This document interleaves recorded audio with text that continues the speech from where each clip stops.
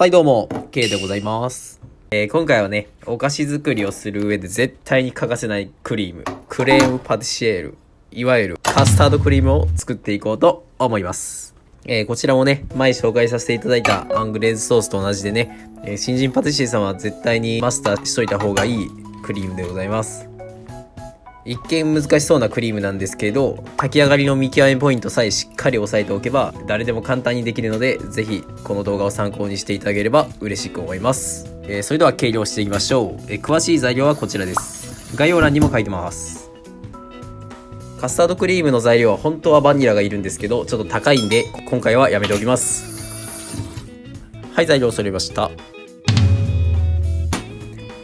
はい、まずは鍋に測った牛乳に計量したグラニュー糖を半分入れます。そして火にかけましょ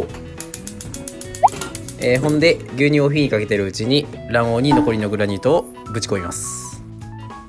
入れましたらホイッパーでしっかり混ぜる。混ぜる。はい、しっかり混ざったら、ふるった薄力粉を入れましょう。今回も例に及ばずちょっとめんどくさいんでふるってないですけど、皆さんはちゃんとふるってください。でここで卵黄が白っぽくなるまでしっかり混ぜます。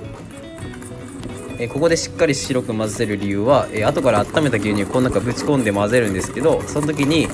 熱の入りを和らげるためにしっかり混ぜてます。ちなみにこの工程は専門学校だとブランシールっていう名前で教わると思います。直訳すると白っぽくするって意味ですね。はい、そのまんまです。こんだけ混ざったら OK でしょう。はい、ふつふつ牛乳が沸いてきましたね。じゃあ沸いたら先ほどの卵黄に入れましょう。はい、この時に濡れた布巾をボウルの下に敷きまして、ボウルが滑らないようにしてから牛乳を入れて混ぜていきましょう。で前の動画で紹介させてもらったアングレーズソースとカスタードクリームの違いっていうのは、主に薄力粉が入るか入らないかですね。アングレーズソースの方は卵黄本来の凝固力を利用した滑らかなとろみのあるソースなんですけど、それに対してカスタードクリームは薄力粉が入ってるんで、その薄力粉のグルテンを利用してより一層プリッとした食感になってるんですね。この2つともね、お菓子の、あらゆるお菓子作りのベースとして非常に汎用性が高いんで、絶対にマスターしておいた方がいいと思います。この時点で結構火通ってくるんですよ。ほらこんな感じで結構とろみついてきましたよね。混ぜ残しがないようしっかり混ぜましょう。混ぜて、でまた鍋に全部戻します。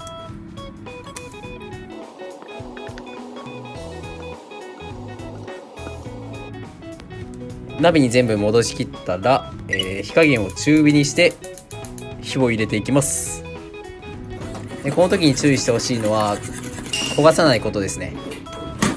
なので鍋の角度をこんな感じで変えたり、ホイッパーをもういろんな角度から混ぜていきましょう。鍋の隅っこ、鍋の側面、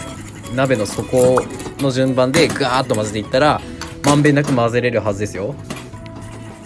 はい、ちょっと荒ぶって飛び散ってますけどすいません。それでこのカスタードクリーム、火を入れ始めると主に3つの段階で、状態が変化していきます。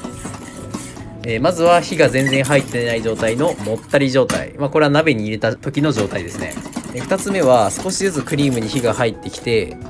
だんだんと硬く重くなってくるずっしり状態で、今このクリームの状態がちょうどずっしり状態ですね。でこのずっしり状態が一番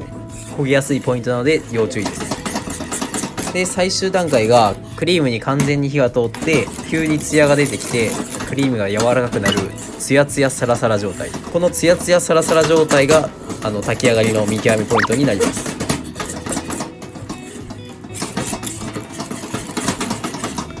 で分かりますかね。だんだんクリームが柔らかくなってるの分かります？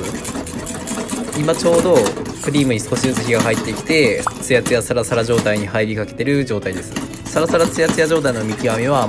そのクリーム自体のツヤと、あと混ぜてるホイッパーの重さと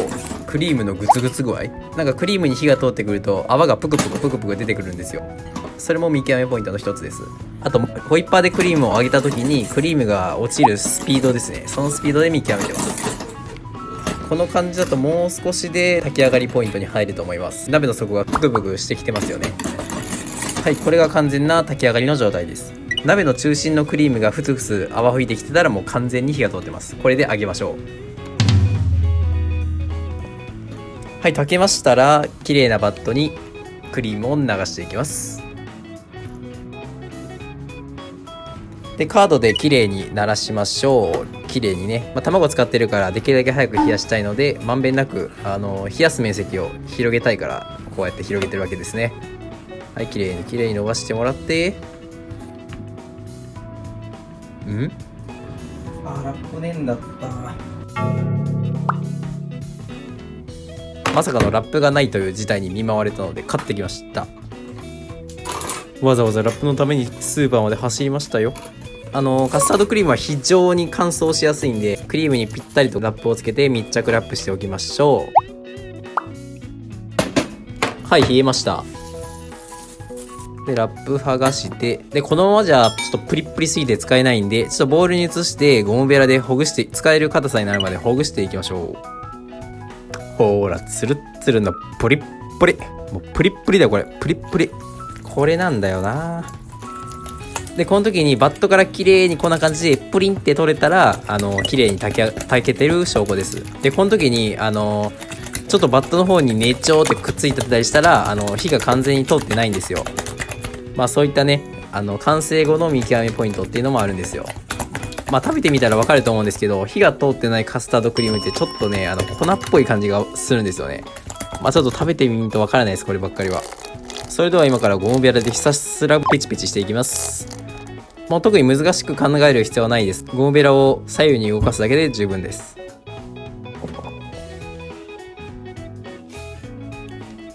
はい、こんな感じで滑らかに綺麗なツヤが出るようになったら